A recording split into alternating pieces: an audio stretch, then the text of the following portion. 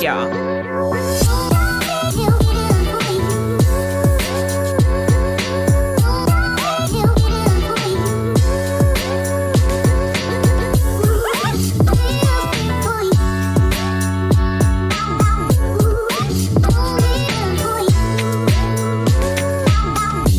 Really?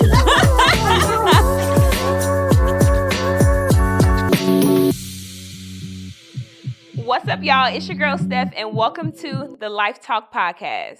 It's your host, Stephanie Dunbar. Let's talk, y'all. I actually started this podcast in mind a couple years ago, and just to talk about the trial and errors of getting life insurance policies, how it affects your regular life, why people don't have life insurance in place, and why people actually wait to get it in place.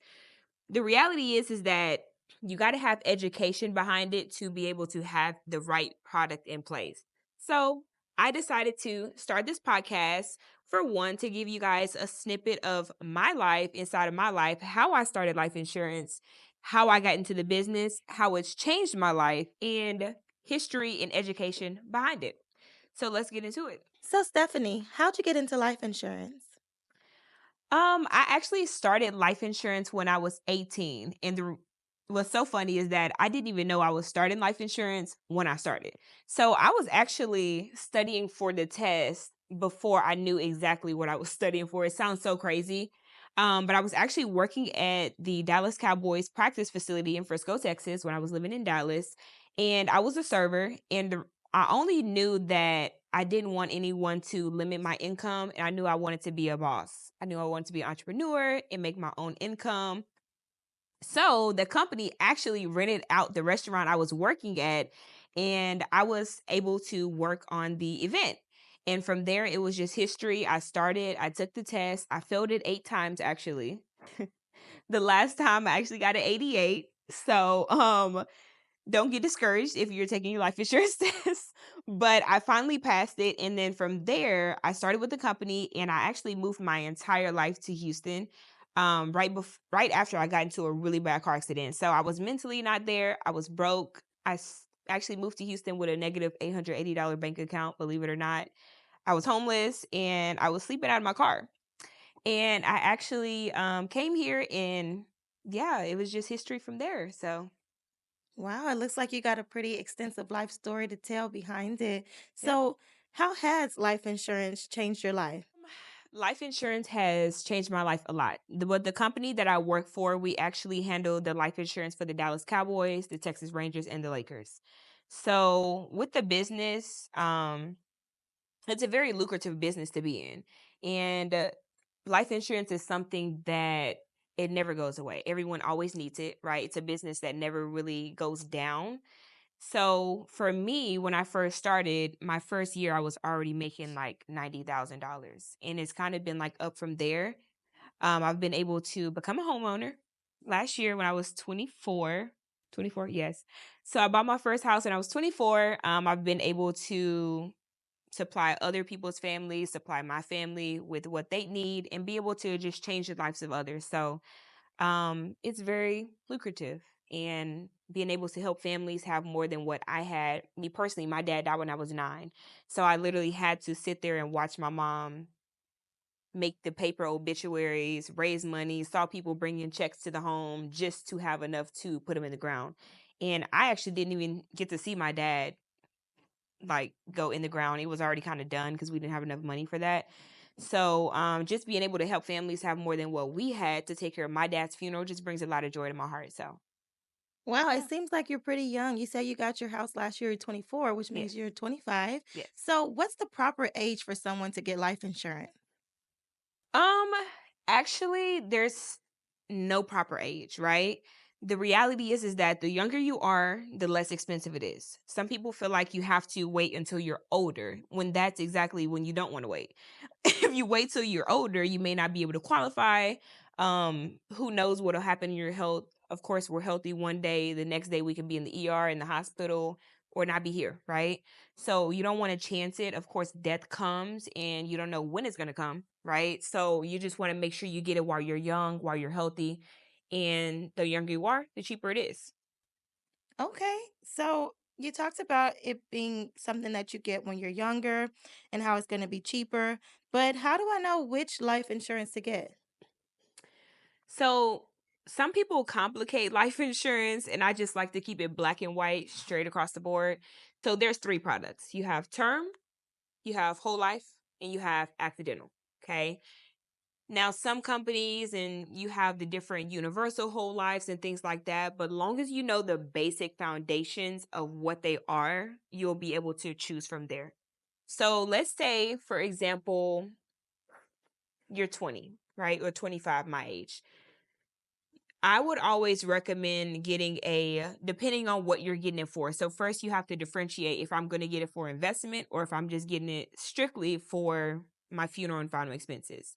If you're getting it strictly for funeral and final expenses, then I would get a term life if you're younger, right? Term life gives you a lot more coverage, but it's for a cheaper cost. However, you're renting the insurance, so it doesn't last your entire life, right? um of Eventually you'll have to convert that into whole life into something permanent. Now, if you are looking on the investment side of things, you may hear all the time, oh, I can borrow from my policy, things like that. So that's whole life. Whole life builds cash value, the rate is locked in, and you keep the same rate your entire life. So depends on what you're using it for a 25-year-old, I would always say to invest into yourself younger because when you're older, the investments have already kind of played out.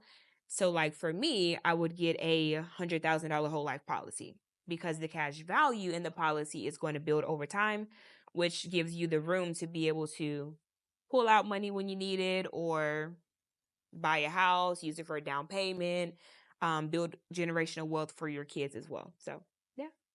All right, so that seems like a lot to take in, but I like how you simplified it. You just got to breathe. However, if I was just your average Joe, can you break it down for me in like maybe 1 to 2 to 3 sentences, like sell me life insurance? Let's talk. So let's put GoFundMe out of business because how many of you guys have contributed to GoFundMe's? I mean, I feel like this is like people have normalized it over time. And the reality is that it don't look good, especially for us. So me personally, I don't contribute to GoFundMe's. Why? Because people know I do life insurance. I personally don't think that it is something that is okay to use for life insurance. Just think about it like this. You're young, and you're 23, for instance, right? $100,000 policy is probably around like $30 to $40, right? Would you rather pay $30 to $40 for 100,000 that you know your family is going to get when you die or if you die tomorrow versus having to go and raise money on social media, go ask strangers for money? Which one would you rather? So make sure you get your life insurance. Get it while you're young. Don't wait till you get unhealthy. Don't wait till you get older. There's no perfect time to get life insurance. Just get it. That's it. Just get it. So let's clear up the whole stigma of raising money, selling fish plates, all this stuff, right? So some people think that they have to be fully educated on life insurance to get it. Some people think they don't qualify. Some people think that it's too expensive. But let me tell you why it's important for you to get life insurance versus have your family to go raise money for a GoFundMe or selling plates or doing fish fries, etc. Okay. So life insurance is actually two things. You can either build financial wealth with that or generational wealth, or you can use it specifically just for your final expenses. So it is super important to make sure that you have it up front versus, of course, wait until you die.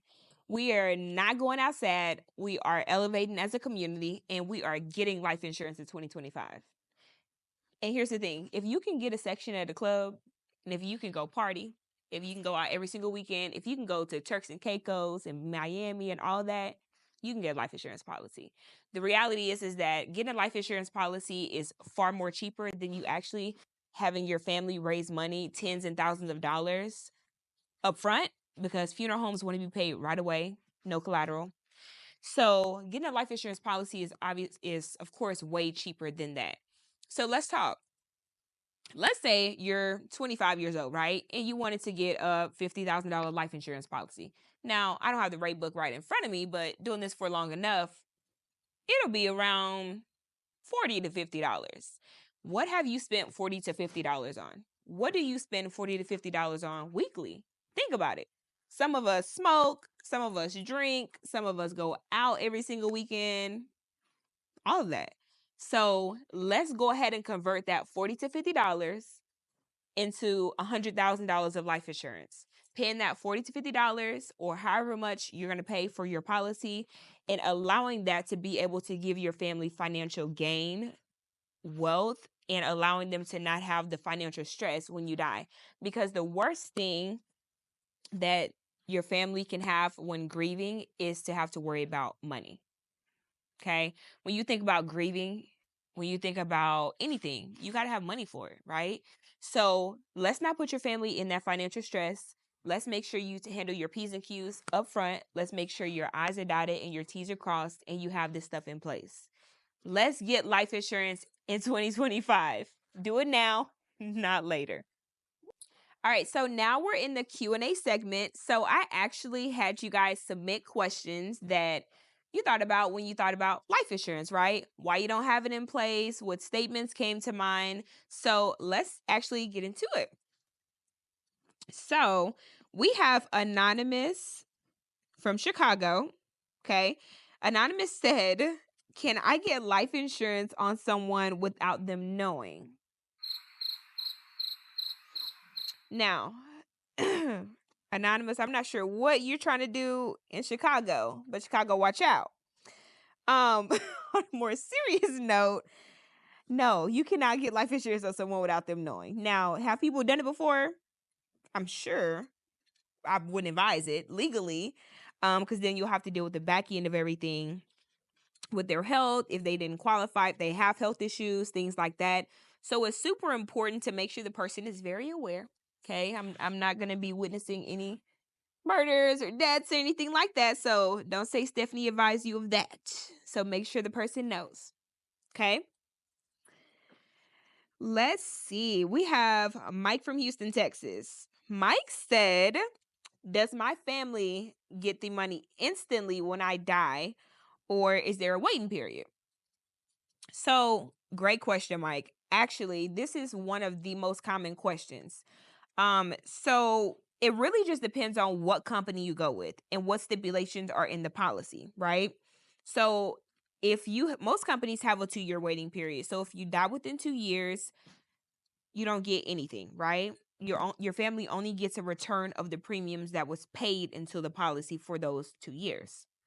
Now, the company I work for, of course, they actually we underwrite up front.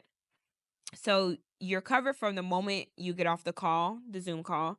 And from there, even during the underwriting process, you're covered as long as everything in your medical history and the questions that they asked you are accurate. So it's important not to lie or anything like that, because they're going to pull up your MIB reports. Like, they're going to find out.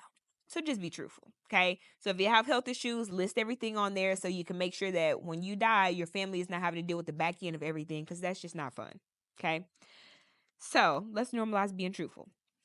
Next question. We have Casey from Dallas. She said, "How do you use life insurance to build wealth?" And I think this is a great question, Casey, because I actually use my life insurance as a, I would say like a second option to build wealth for me. So you always want to make sure you have a whole life policy. So there's two ways. You can have a whole life policy or you can have a life paid up at 65. Okay. No term policies are going to build you wealth, right? Because term, you're renting the insurance. It doesn't last forever. So whole life builds financial gain as well. You build cash value, meaning all the money that you've paid into the policy, you'll have access to after the third year. Make sense? Okay. So you can use that money for whatever. Okay. It's tax free. You can use it for a down payment on a house, to buy a car, whatever the case may be. But get whole life when you're young. So that way, the older you get, it doesn't change and you're building more value. Now, one perk that I will say really quick is if you're older and you get a whole life policy, of course, you're paying more into it. So you get more out of it. I always use an example of kind of like buying bulk exams, right? You buy bulk exams and you pay more for bulk. However, you're getting more product, right? Same thing with life insurance. The more you put into it, the more you get out of it. It's a great investment. So definitely use that whole life policy for sure. All right. So one thing I want y'all to make note of is what are you going to do to change your financial situation? Are you going to use life insurance? Are you going to start a business? How are you going to use life insurance, if so, to build financial wealth, right? How are you going to leave it behind for your family to have financial gain? I just want y'all to think about that because it's super important. Of course, we're getting older. You want different streams of income. And then, of course, you want to alleviate the financial stress of that your family will have to go through if you die without no life insurance. So that's it, y'all. That's all I have on this episode. Thank y'all for tuning in. I know it was a lot to download, but it's a lot to take in and take heed of as well. So make sure before you log off this video that you like, share, subscribe, and hit the bell notification at the top to be notified again when I post. Thank y'all for tuning in. It's your host, Stephanie, and I'm signing out.